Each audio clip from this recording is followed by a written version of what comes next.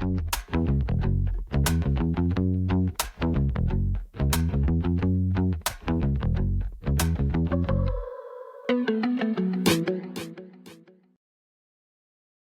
I'm David Olds, and welcome to Mississippi Happenings. Joining me is my co-host, Jim Newman. Jim, how are you, my friend? Much better than I have been the last week, I tell you. You've been fighting COVID for a while, haven't you? Between COVID and a cold, yes. Well, it's good to see your smiling faces. It's good to know that you are feeling better. Today, our topic we want to discuss is juvenile crime and education in Mississippi. Joining us today is Scott Colom.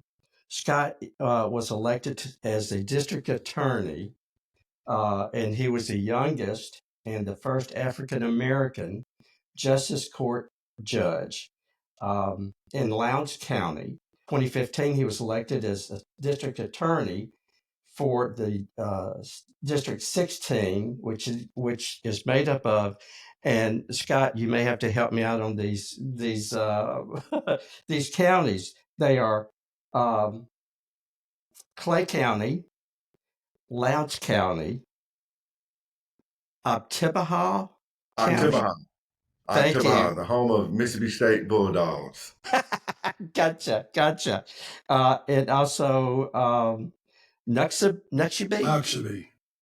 Okay, great. Well, as you say, I'm from North Mississippi, so I don't know any of these. But he is a native of You don't let Columbus, him out of Mississippi. DeSoto County.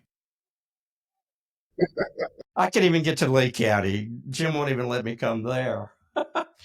He is a native of Columbus, Mississippi. He is a graduate of Millsaps College. Go Majors.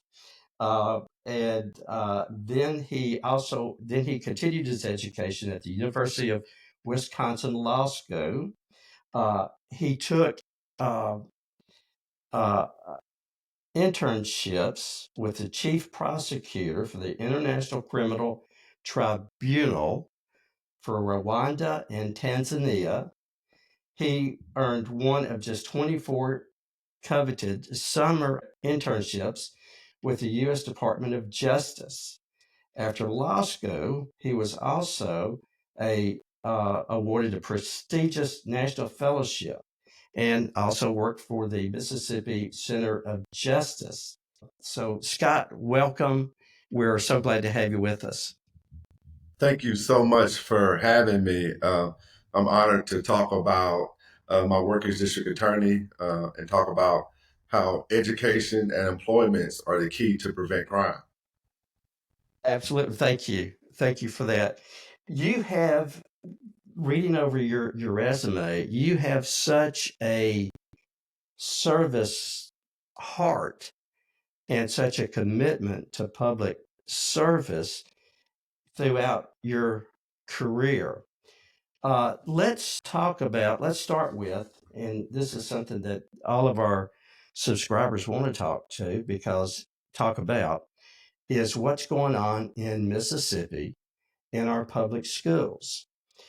And looking at the history of public education in Mississippi, it seems that it's always been a challenge for lawmakers to come up with a plan, um, and and Mississippi still remains um, one of the one of the lowest ratings in public education, and now with the budget cuts and what the Department of Education is doing in Mississippi, it seems like public education in Mississippi is under fire. Scott, talk to us about that. Well, if you don't mind, can I give a long answer? Because Please do. I think to understand why I care about that, it's important to understand why it's personal to me.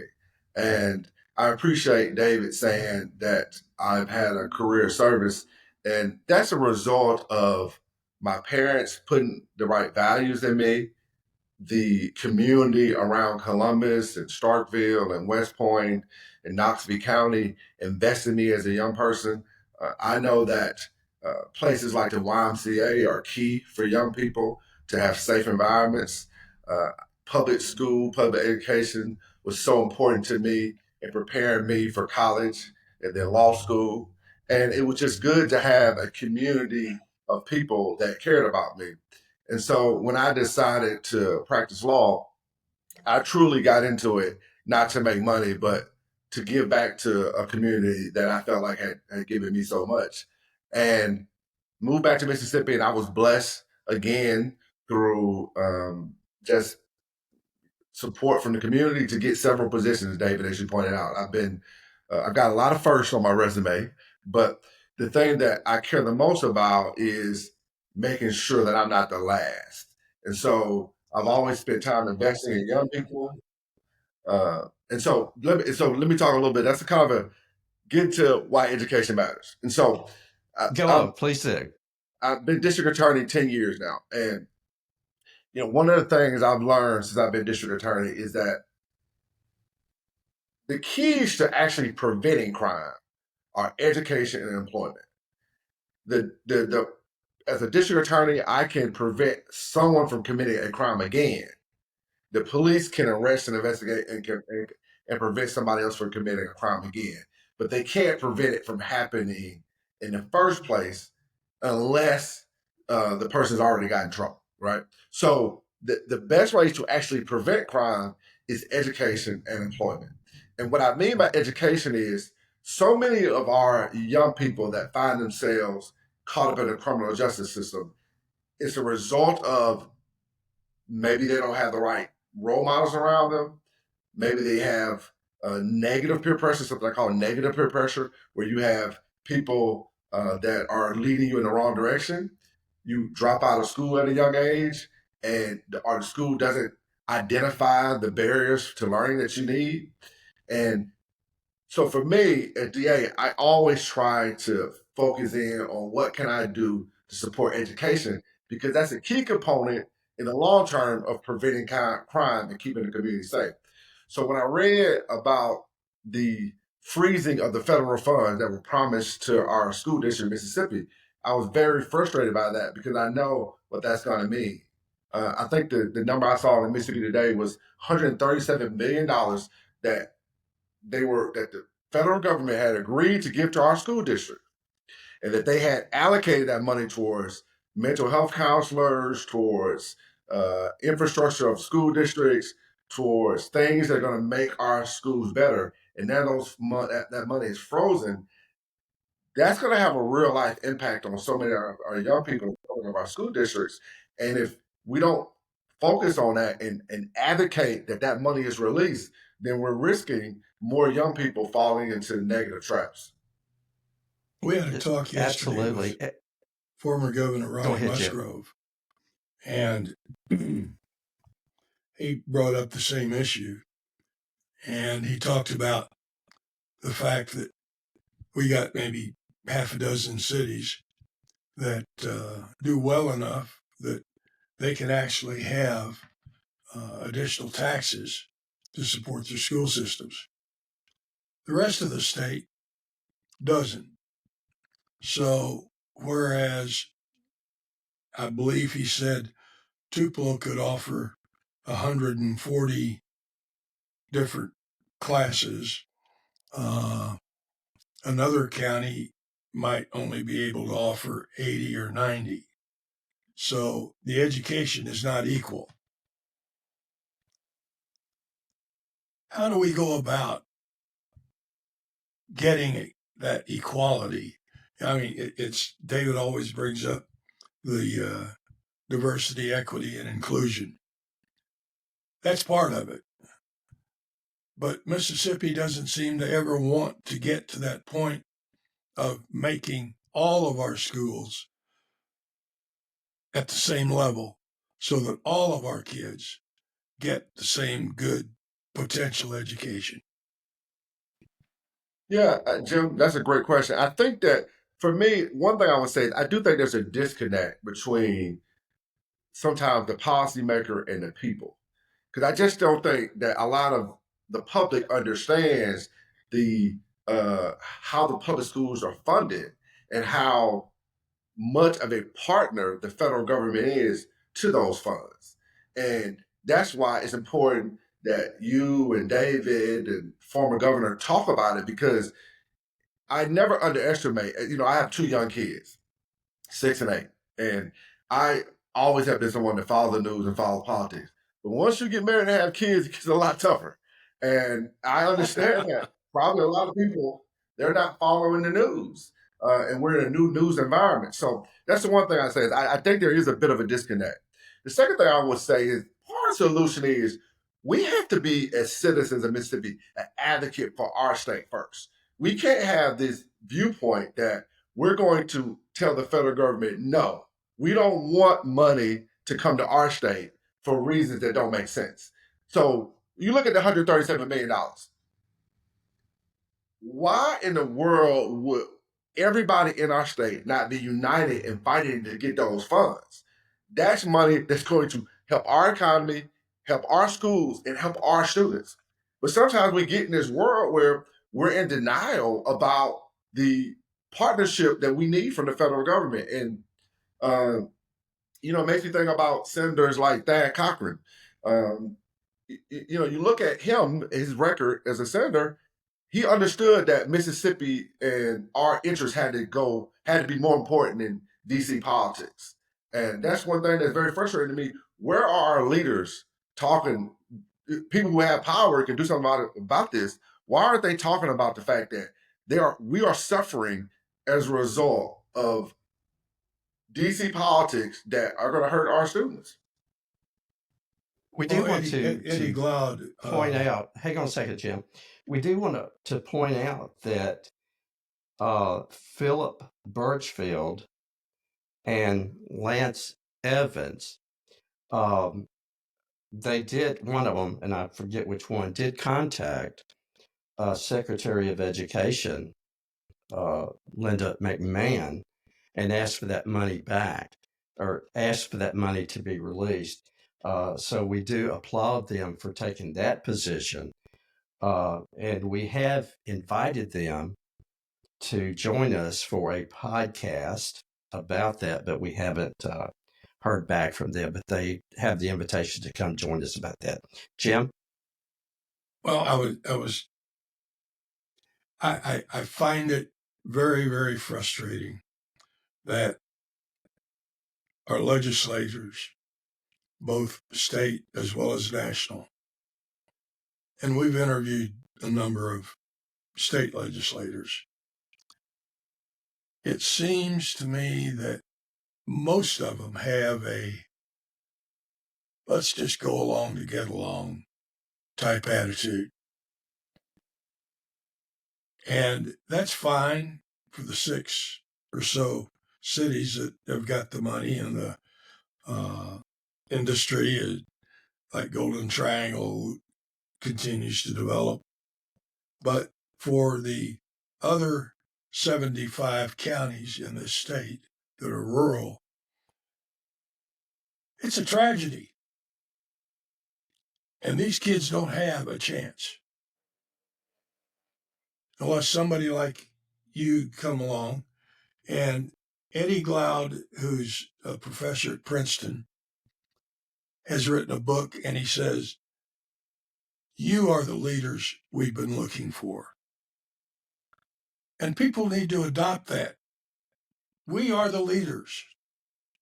Every one of us need to take that individual responsibility. And I'm glad to see you willing to come out and make these statements. I hope the legislators listen to it and quit being like milk toast. James, what is milk toast? Well, if you I'm being serious. I don't know what milk toast is. Well, if you put a piece of bread in a toaster and then you put it in a bowl of milk, you've got milk toast. Thank you. I had a lot of it as a child. Okay, I'm sorry. I didn't know. Now you do. You must Yeah, I have grown up in a wealthy house. Oh, no. I grew up with ketchup sandwiches, but go ahead. Well, I loved your comment about juvenile crime, and the answer to it is jobs and education. It's difficult for a high school graduate or a senior to work at McDonald's and see his buddy out there on the street selling drugs and driving a Mercedes. Yeah. How do we get around that? What do we do? Well, I think we've got to show them that working at, first of all, any work is dignity. Like if you work at McDonald's, God bless you, you have dignity. We have to put dignity back at work. And part of that means work has to pay. We need to make sure people are making a salary and a wage that they can afford to live. And sometimes, we don't support policies that do that. But the other thing is we have to give that person hope beyond their short-term circumstance. And, if you work at McDonald's, don't think of yourself as a person that is just going to flip burgers. Think of yourself as the eventual manager. Think of yourself as a person that can own McDonald's. And that may seem impossible, but there are people that do it. There's people, I know people that have done it. And, but it does take long-term thinking. And some of the peer pressure, Jim, is not even about economics, it's about culture. If people don't see a person or a pathway that they believe is achievable to them, then they're more tempted to be persuaded by what I would call the streets. I can tell you a great story about it. It's a case I prosecuted with a guy named, young kid named Harvey Johnson. He was 15 years old, and he was out of school one day, hanging out with an older guy, a guy in his late 20s named Tommy Flowers. And Tommy got him drunk, got him high, all day drinking and smoking with him. And later that night, he took Harvey to a house to shoot at some guys that he had beef with, that Tommy had beef with. And he gave Harvey a gun. He had a gun. He went to the house. And so the guys that they shot at were ready to protect their castle because they had prior conflict with Mr. Flowers. So they shot back outside the house and they killed Harvey Johnson, the 15-year-old. And so we prosecuted Tommy Flowers under accomplice liability, the theory that although he wasn't the person that pulled the trigger that killed Harvey Johnson, he took him to the bullets that killed him by getting him high, getting him drunk all day, and then taking him to shoot at some people that he knew were dangerous. And after we got a guilty verdict, I had a chance to talk to Harvey's mom. And she was happy with the verdict. She was glad that we got justice for the loss. But you could tell that she still had the pain of losing her son and wondering what she could have done to prevent him from being with Tommy Flowers at 15 years old, drinking and smoking all day. What could she have done to prevent him from having a gun and shooting at somebody? And so when we talk about young people, we have to recognize there are a group of people that are vulnerable to the streets. And if we let the streets win, that not only is a bad indictment of us, but it's also bad for Mississippi's economy. Those are people that are not going to be, taxpayers. They're going to be tax burdens. They're either going to, their productivity is going to go away because they're going to be dead, or they're going to go to prison, and that's going to be a tax burden for the taxpayers in the long term. And so there's something that we got to think long term about that, and we got to provide opportunities for those kids. And a lot of times, school is the best option. That's where they can get positive peer pressure. That's where they can get other examples of leadership and other examples of a future. That's where we can educate them about the long-term consequences of bad decisions. That's where we can save so many of our young people. So when I read that the federal government has promised money to our school districts, and then all of a sudden says, we're going to freeze those funds, which means there's going to be less mental health counselors, I can't help but think about what that means for Harvey Johnson and more people like him. I can't help worrying that we're going to make more Harvey Johnsons and we're going to stop Mississippi from reaching its potential. Because that's what our focus has to be for our young people. We have to want them to reach their potential, because if they reach their potential, Mississippi will reach its potential, and we can stop losing so many young people. So many young people are leaving the state because they do not think they can reach their potential here. Thank you for the story about Harvey Johnson. We know that there's thousands of Harvey Johnsons out there, so thank you for that story. Yeah, I appreciate it. Thank you. While you were talking about that, I remembered a saying or a story that somebody told me years and years and years ago. This fellow was walking along the street, and he came across a guy that had a shovel and was digging. And he asked the guy, he said, "What are you doing?" He said, "I'm digging a ditch." So the guy walked on another 30 or 40 feet, came across another guy doing the same thing. And he said, "What are you doing?" He said, "I'm building a cathedral." And we need to get that attitude. And we need to get that attitude in schools. Absolutely. That attitude. Absolutely. Yeah, I mean, and I've got young kids that are in the public education system, so I don't have to speak about it from a theoretical point of view. I can tell you our teachers are working hard, our principals are working hard, but my youngest is Brooklyn Madison Colom, as I call her Maddie. Just 25 students in her class, one teacher, and she shares an assistant with another teacher. Well, any parent out there, any grandparent out there, imagine what energy it takes for you to just be with one child. Imagine not only just, I mean, they're not just there, right? There's one thing you just have them there, but you got to teach them. You got to teach them how to read. You got to teach them how to, the basic numerical concepts. I mean, and so, man, God bless our teachers. God bless our teachers. And that's one thing that, again, we sometimes I get frustrated because we spite ourselves. We need the federal government to be as much of a partner as possible in supporting our state. I mean, most people don't know a big percent of our budget comes from the federal government. And let's be clear, because people think federal government, they think that's something in DC. That's money that's coming from California, New York, Boston, DC. That's money that's coming to that government that's being given to us in Mississippi. And I don't know about you, but I love Mississippi enough. I'll take money from anywhere if it's going to help our young people. Amen. And I think that we just have to be frank with ourselves and say, we don't need to say no to money coming from other places that's going to help our young people. Because if we can get 15 students in the class versus 25, I don't know a teacher out there that wouldn't say that wouldn't make a big difference. Is the adequate education formula for funding our schools, particularly in rural areas, is it sufficient to do the job?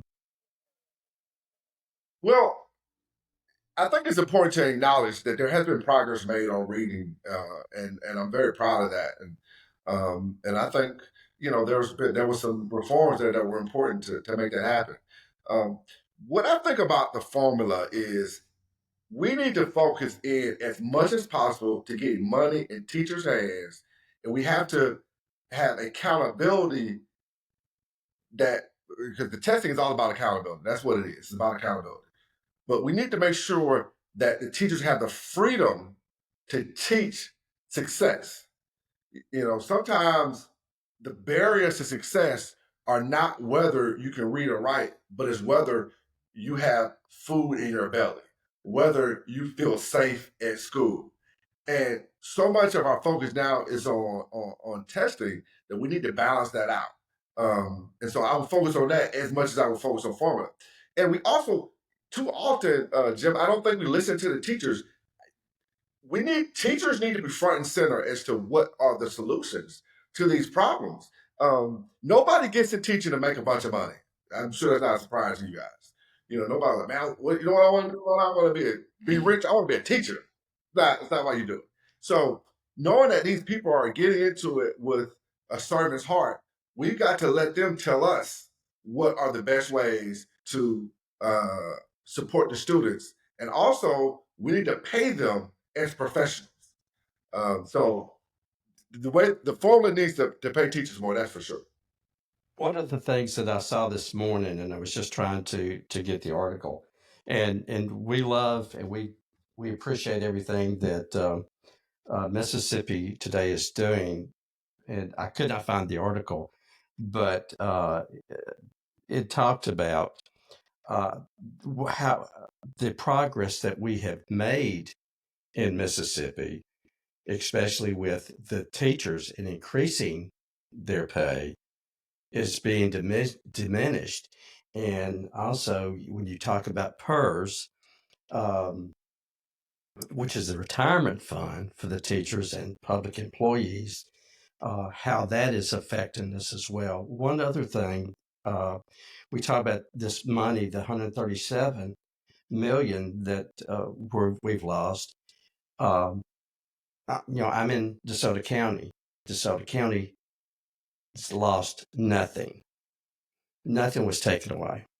Lee County lost very little. But you look at the poorer counties, the rural counties, and they were the hardest hit and the most needed. And that's where they need that money. So Yeah, and we have to advocate for those students. I mean, yes. as a Christian, it's kind of instilled in me the idea that if the school is not good enough for my child, it really shouldn't be good enough for any child. And that I can't, as a Christian, not love somebody else's child just because we don't share the same DNA. And so, but we also had to think of we got to because it's going to affect us. It's Yes. going to. I mean, people that are not educated, the outcomes for them are going to be a lot worse than if they are educated. I don't think that's a controversial opinion. So when we talk about schools, and this is federal money, right? This is federal money. Yes. So this is money coming from. When we say federal money, I don't think people understand that's money that people in California, New York, but I can't say that enough. Those Yes. taxpayers have decided they care enough about Mississippi that they want to support our students. And all we need to do is to care enough about those students to fight to keep the money. And so everybody, this should be something that everybody's on the same page about. And I really feel like our federal partners need to be sounding their alarm and using their leverage to get the money released and to get more money, more federal money to our schools. Let me ask you a question, since you've been a district attorney for a number of years now. Have you ever prosecuted somebody for a violent felony that had a PhD or a bachelor's degree? Isn't that the proof of what you're talking about? Absolutely. Education. Yeah, absolutely. Typically the violence is people between the age 16 and 25. And outside of 16 and 25, and almost all of them are people that dropped out of high school by the 10th grade. The only exception to that is when is really domestic violence, is men killing women. That doesn't really have an educational component to it, or it does have an education component to it, but it's a different type of education. Yeah. But yeah, so absolutely you're right, Jim. I mean, when we invest in education, we're investing in Mississippi's success, and that's something that we have to be very clear about, and we have to fight for those students like they were our students. That's what our Christian faith teaches us. I often wondered when I turned 16. Well, in Kansas, you got to drive when you were 14, but my dad wouldn't let me drive the family car by myself till I was 16. And when I was 16, he was a doctor, and he took me down to the University of Kansas Medical Center. I grew up in Kansas City. And I sat there Friday night and Saturday night and I watched all the car accidents come in and the knife and gun clubs. And I learned a lot in those 24 hours of sitting in that emergency room. And I came to the conclusion that I didn't ever want to be there. Just not ever wanted to be there. Whatever it took, that wasn't for me. And I wonder if maybe that's not a lesson that our high school kids ought to get with a visit to some prisons as a 1 or 2 hour requirement for graduation. Let them see what it's like. Maybe some of them will Yeah, decide never to come back. yeah. I mean, I think that will work for some kids. I think you got to balance it out with also showing kids, pathways to success. Because the dangers of what could happen need to be also balanced out with, like, you could be a doctor, you could be a lawyer, you could be an accountant, you could be a basketball coach, you can be an agent. I mean, there's so many things that are, and it's just we have to expose our kids to more opportunities, and that's why, in my term as district attorney, I've been really focused on also mentoring young people. We have MSMS in my district. It's in Columbus, Mississippi School for Math and Science. And for a long period of time, I taught mock trial to the juniors and seniors there, the ones that want to be lawyers, and went out of my way to mentor them, to show that, listen, this is one, you can be a lawyer because I am a lawyer, and if I can do it, anybody can do it. And then also, I mean, it's true. And then also, just what it takes to be successful in the courtroom, and expose them to other lawyers, expose them to judges. And a lot of those students ended up becoming successful lawyers. One of them is, I'm about to go to her graduation, Ariel Hudson. She's about to graduate from Yale Law. And she's Wow. from Utica, Mississippi. You know, came from a good background, a great mom, but she wasn't born with a silver spoon in her mouth, and she had a dream in Yale Law. She's a Rhodes Scholar. She's one of the ones that she wants to come back to Mississippi. That's the other thing that I will often tell her: Oh, back to Mississippi. Hallelujah. Great. And that's what we need. We need our students to get that education, come back, invest in their community, and there's a lot of reward in that. I mean, I couldn't be DA. I got elected DA at 32. That probably doesn't happen anywhere else in the country except for my hometown. A place where people knew me, a place where my parents had respect in the community, a place where I could, build my ideas and have a people willing to hear them. And I'm very proud of that. I'm very proud of to be from this area. I'm one of these people. I love Mississippi. To me, Mississippi gets a negative rap, and our people are just as good as everywhere else. Certainly, uh, we need leadership that can be truthful about what the problems are and truthful about what the solutions are. And that's where we've always struggled. To me, is we've had people mislead the public as to what the problem and mislead the public as to what's going to solve those problems. why do you think it is that the number one House bill every session is never about education? And that is the key to absolutely everything succeeding in Mississippi. Yeah, Jim, I think our politics has become too nationalized. I think that's one of the core problems, is that you have people who I know, that I'm friends with, that I know are Republicans, and they know that the policies that will actually help Mississippi and the ones that won't. But because they're so concerned about national politics and how that's going to play out nationally, and national politics is such a factor in local politics now, that misaligns voting and policy perspectives.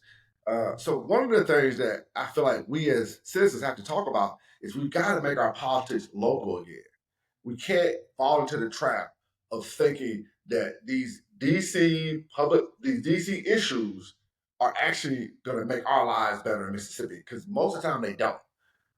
We got to have local officials, state officials that are focused on Mississippi not focus on a problem in Texas, not focus on a problem in New York. I mean, for example, the migrant crisis and how that affected states across the country over the last few years. Well, that wasn't a big issue in Mississippi. I mean, we can just be honest. We don't have a significant migrant population in Mississippi. So we need to have leaders that understand that may be a problem in that another area, but we've got to be focused on the problems that we are facing, which is we need employment. We've got to find ways to attract industry. We got to find ways to get our young people to stay in Mississippi and grow our economy. That's what's going to be important for us. And to the extent that the federal government is a partner in that, we have to be willing to put our local interests above national political interests. I was reading Jack You Reed mentioned- Sr.'s book about the speeches he gave. And one of the things that he said is the things that happen and this is a quote, things that happen in my house are more important than what happens in the White House. And I think that's what you're saying. I'm going to steal that quote. That's a great quote. It is. That is a great quote. Well, the things that happen in my house are more important than this is happening in the White House. And we have to have that mentality. But and Mississippi is our It is our house. And as long as we're talking about it, I happen to be a political nut. Why do we have so many people that vote against their own interests? And even worse, in our municipal elections here in Tupelo, with 29,000 potential voters, the mayor's race was decided with a total of 4,000 plus votes. That apathy is just unbelievable. How do we?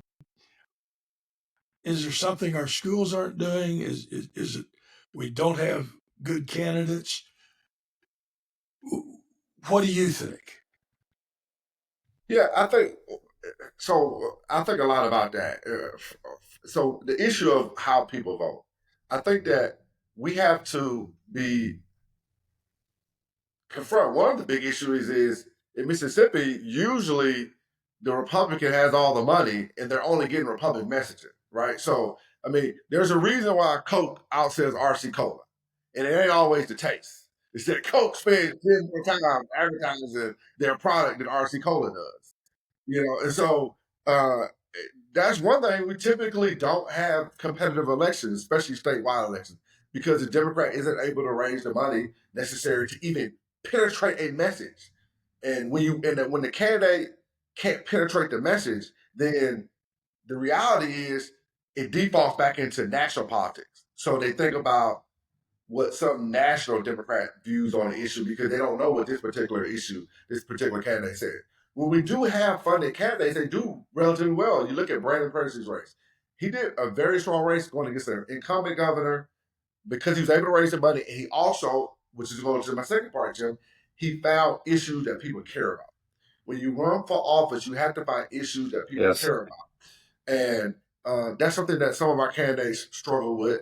And so that's the next thing. Now, the municipal elections, Jim, it was true in Columbus. Our turnout was very, very low. We had a very competitive primary with two candidates that were all both in elected office. And then we got a general election coming up in June that I hope is well. Hope there's high turnout, but I have my doubts. That's a question that is harder to solve. I really, it's been a trend for a while, and part of me thinks that in some ways I blame some of the elected officials and some people that have influence not being clear about what benefits that you get from good governance. Like let's take Medicaid, for example. When you say, listen, I want to protect Medicaid, a lot of people, if you're not on Medicaid or if you don't know someone on Medicaid, you may not think about how that affects Mississippi. Well, we need to make sure that we break that down in a way. Medicaid pays for a lot of the people that are in nursing homes. So there's a lot of elderly people that are receiving federal money, again, coming from outside of Mississippi, that helps our elderly people have the care and support they need at a time where it's necessary for us to be there for them.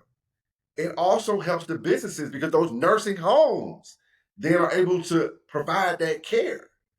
So if you take that money away, that's going to affect not only those elders, not only those businesses, that's going to hurt communities because there's going to be anti-growth. All right, so we have to break that down. You talk about hospitals. So many of our children that are born in Mississippi are on Medicaid, and the federal government is helping to reimburse the hospital, pay the hospitals for that care. If you take that money away, that's not only going to make our births more dangerous, it's going to make the hospitals, because the hospitals are going to be there for the mothers. They're going to have to, not like, I can't imagine, I don't think, it's not illegal to do it, but you're not going to turn away a pregnant person and say, listen, I'm not going to let you have this child, right? That's not going to happen. The question is, are you going to get paid for it, right? And so, and that's going to, and we need our hospitals. Jim, I don't want to talk too long. Do you have another question you want to ask me?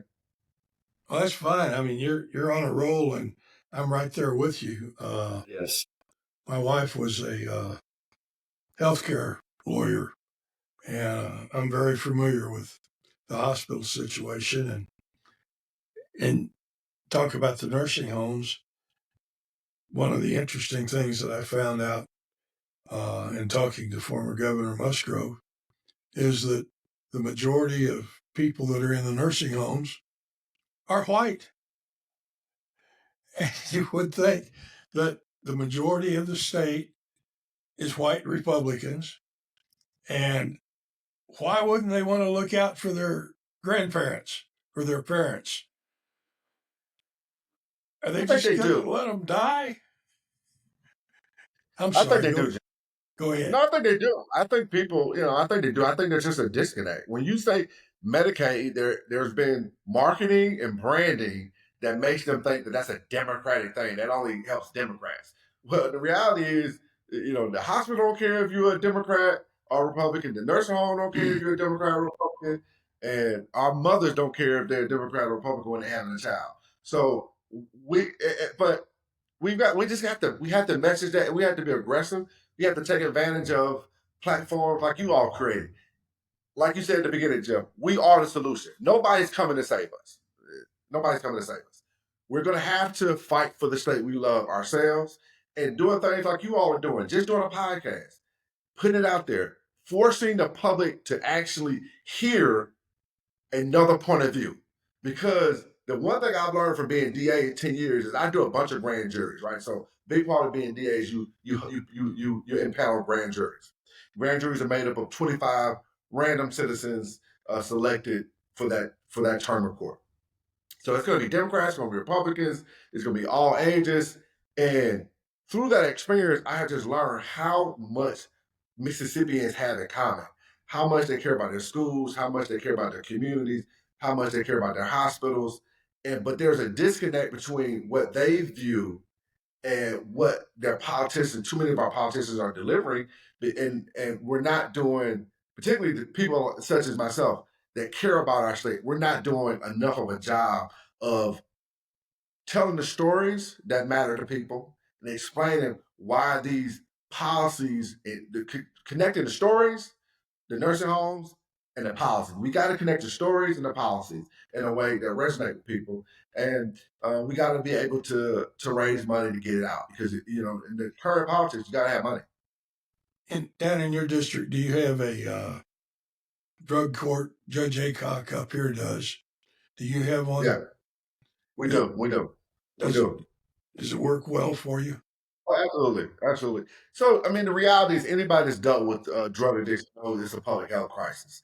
It's, it's not something that going to jail is going to fix or prison is going to fix for the most part. There's some people that might go for 6 months and they say, listen, I'm going to stop using drugs. those typically aren't your addicts. For addicts, you're going to have to treat it like a public health issue, and that's what drug court does.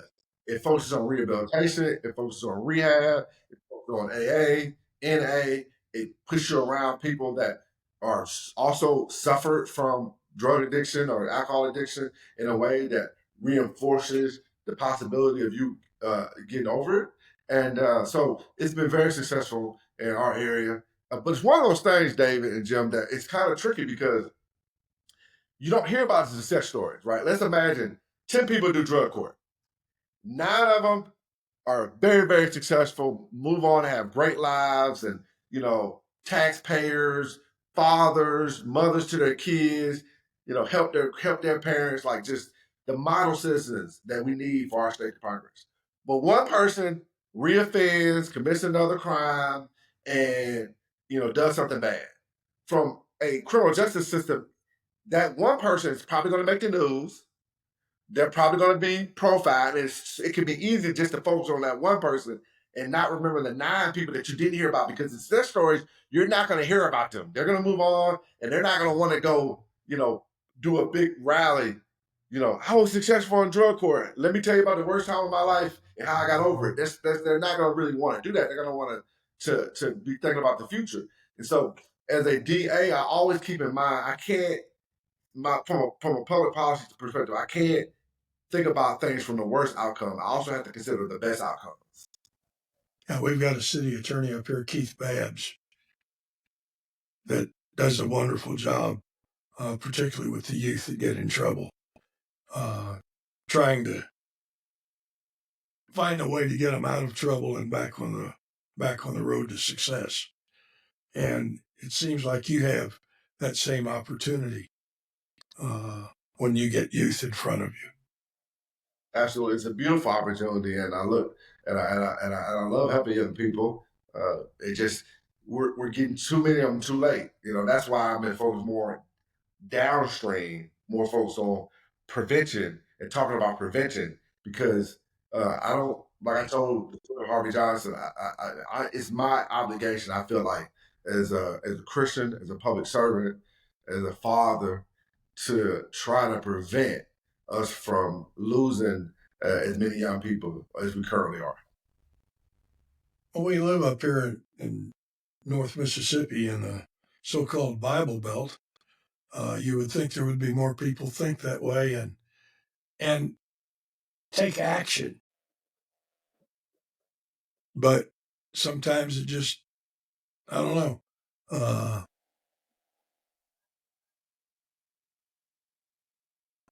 Sunday sometimes just comes and goes. I want to back up just a little bit. And no, you can't. Earlier you talked about immigrations and immigrants in DeSoto County, and I'm not going to use his name, but he's a district attorney in DeSoto County. Yeah. You know who I'm talking about. And also one of our representatives, they had proposed a bounty law. And we talk about Christian values and loving our neighbor. And here we had 2 people willing to pay Mississippians $1,000 if they would go out and find an illegal immigrant. Now that's sad, and that's a sad state of affairs for our state and for our country. David, let me interrupt you, because there is no such thing as an illegal immigrant. There are undocumented immigrants, but there's no illegal immigrant. They're just undocumented immigrants. And the way I would think about that, David and Jim, is, again, are we focused on the actual problems? Now, I can imagine DeSoto County that I'm sure that there's some crime in DeSoto, David. I mean, I know you probably feel safe. I can imagine. He just got out of jail last night. I can imagine that you feel safe, and I know your district wants you to feel safe, but I'm sure there's some crime, there's some Yeah. violence, and so for me, as public officials, we have to be focused on the actual problems. I just can't imagine that. I mean, there's so many practical problems with that proposal, but from a moral and ethical standpoint, you also have to go back to: do we want to encourage our citizens to be? I mean, just the idea they would be trying, like, how are they going to know whether the person here is here legally or not? And Absolutely. and so, yeah, I mean, it's a. It, I don't think that got anywhere. I remember having conversations with other district attorneys, and it was not well supported within our organization. I didn't have any support, to be honest with you. Good. It seems like our legislators tend to pick on small issues and make them sound like mountains. And then they spend the entire legislative session trying to figure out what they're going to do with it. And then they end up like this one with no budget. And we still don't have a budget. And June or July 1st is coming up pretty fast. And the governor's made it very clear that if they don't present a budget, he can run the government without them. By the way, Jim, excuse me, by the way, Jim, the district attorney in DeSoto County used the term illegal. Well, he's wrong. It's undocumented immigrant. I'm just telling you what I read. I know. Well, you can correct him. You can correct him publicly. I have no intention to have any conversations, any correspondence with that man. Just so you know. See your birth certificate, in which case you might be undocumented. I could be. Could be. Well, I'm sure you guys keep y'all's birth certificates very close and dear to your heart.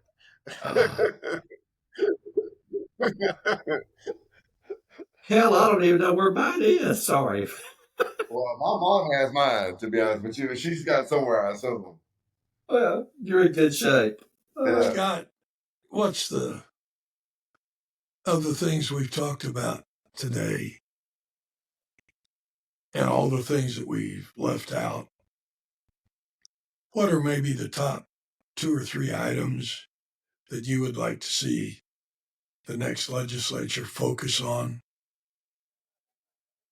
Well, employment is one we haven't talked about as much about. You know, you pointed out, Jim, that our area has done well with industries, and that's very true. I mean, we now have a aluminum plant that's is being built in Lowndes County next to our steel plant, and that's transformative because I know young people that work at those plants that are able to have a salary where they have feel dignity in their employment and they can take care of their family. They can, maybe afford a vacation every now and then. Things that I feel like Mississippians deserve. And so I think we've got to figure out ways to spread that throughout the state, and we've got to think about employment opportunities that are realistic for where the future's going with manufacturing. Um, I don't think textile plants are coming back to Mississippi. It's just the competition for that labor is too much of a race to the bottom, and it's also going to be probably soon enough replaced by machines. So how can we be?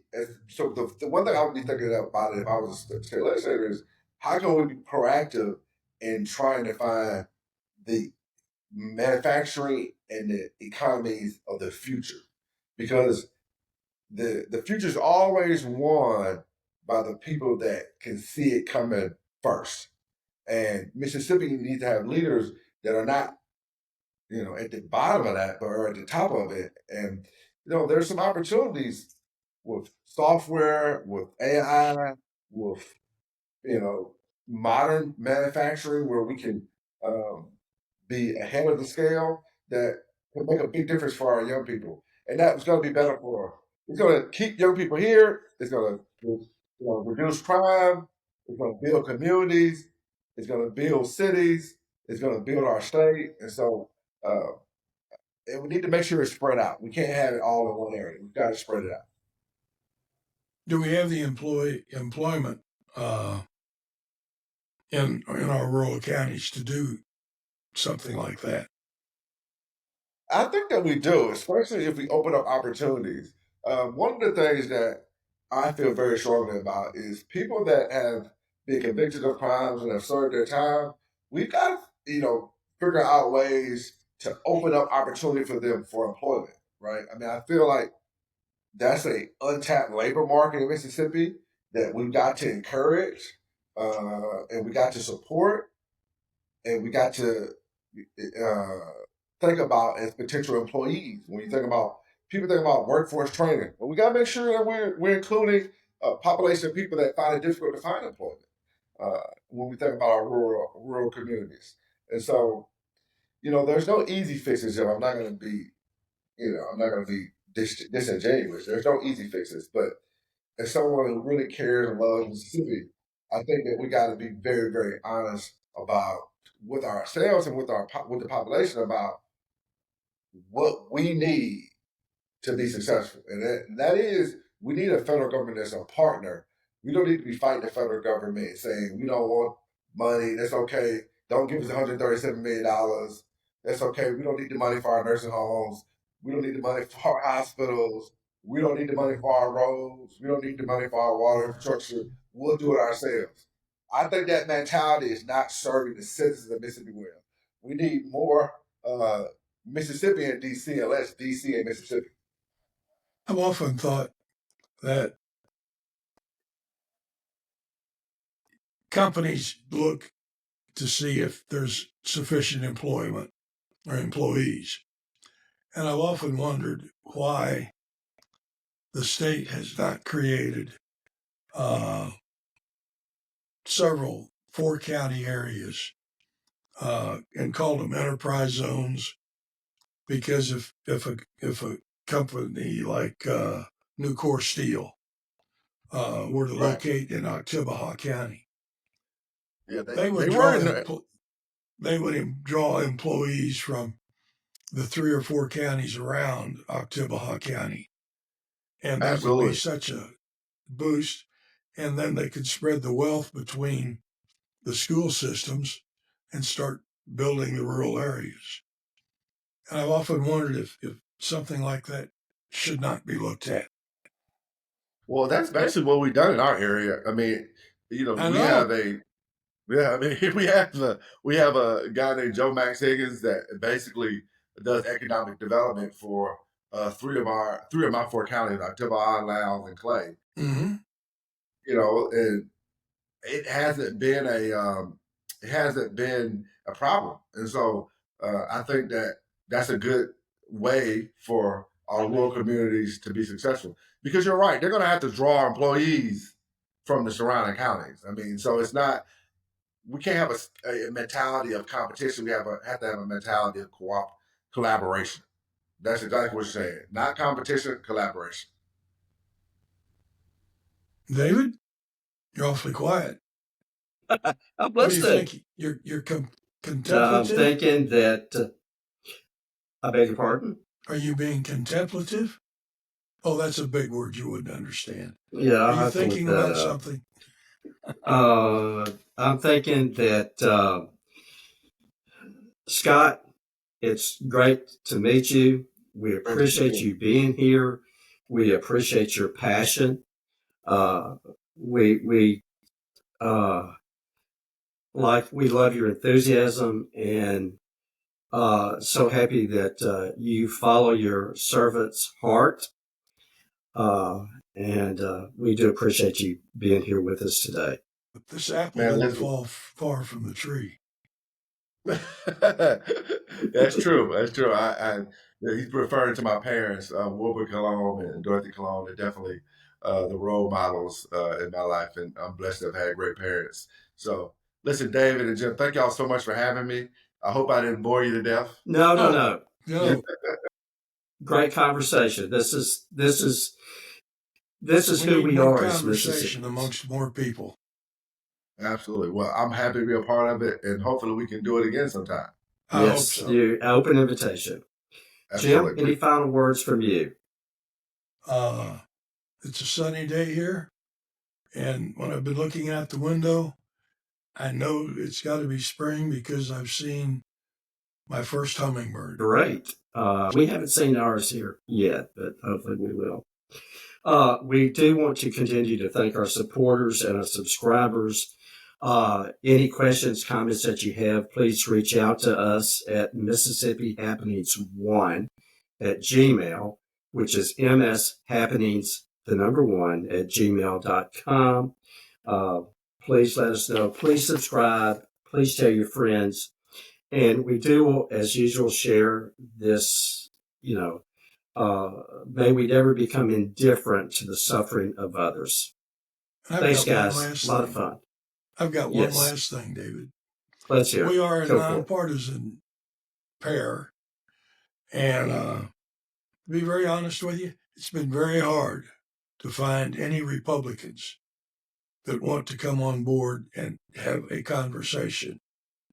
I don't know what the issues are, but unless we can start talking to each other, nothing is going to improve. So to any Republican out there that wants to come on board and have a good conversation, not a hatchet job, but a good conversation about issues, we welcome your invitation. We extend an invitation, rather. Please get in touch with us. We would be more than happy to give you airtime to air your opinions, and let's have a discussion.